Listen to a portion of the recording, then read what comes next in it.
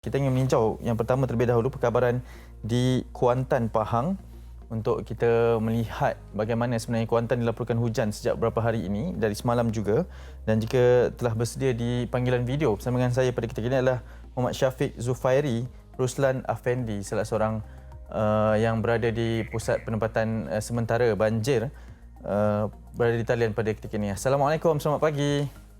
Okey, waalaikumsalam. Ya, Syafiq, terima kasih kerana sudi bersama kami. Mungkin boleh terangkan terlebih dahulu, sekarang ini berada di mana, lokasinya dan bagaimana keadaannya di sana? Okey, saya sekarang ni berada di Kuantan Pahang. Ya. Lepas tu saya duduk dekat kawasan dengan Sungai Belat ni. Kawasan Sungai Belat.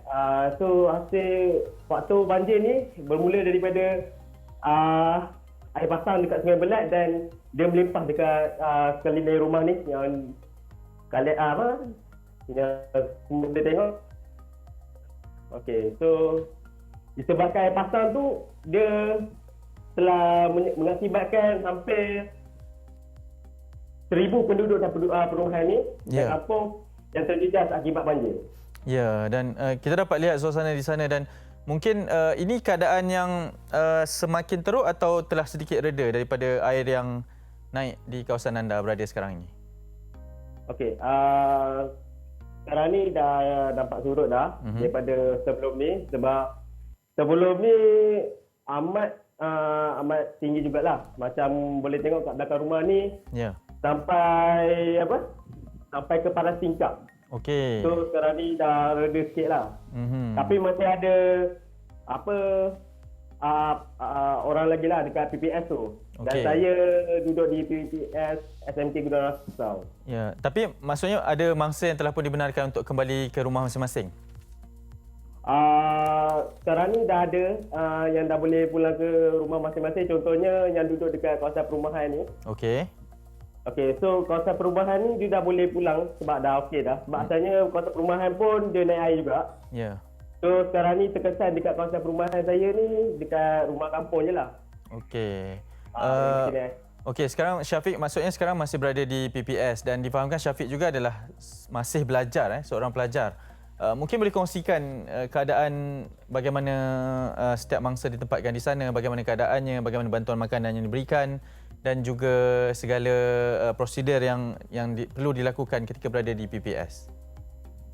Okey, so mula-mula banyak jugalah barang yang saya dan keluarga saya tak sempat nak selamatkan. Contohnya tilam dan meja serta kursi kat kawasan perabot rumah saya banyak jugalah yang rosak dan terpaksa buang. So anggaran dia banyak jugalah nak kena baik pulih tu. Ya. Cuma kami selamatkan selain pinggan je lah waktu dekat rumah ni. Keadaan di PPS, Syafiq, yang disediakan semua cukup ya?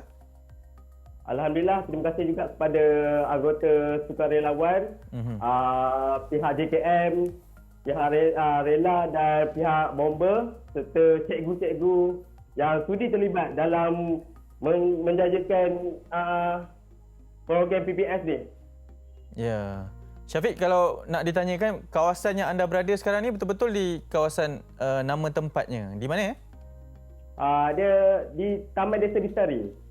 Taman Desa Bistari dan maksudnya keadaan sekarang beransur pulih tapi walaupun Batu Enam.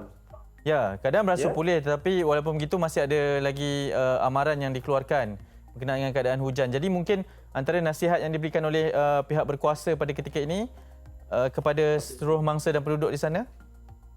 Okey, so dalam keadaan yang tidak mengizinkan waktu sekarang ni, saya berharap mana-mana pihak sudilah menyalurkan bantuan dekat masa-masa banjir yang terkesan ni. Sebab yelah macam saya juga student. Saya terpaksa menghadapi dua situasi iaitu COVID-19 dan belajar ODS serta banjir.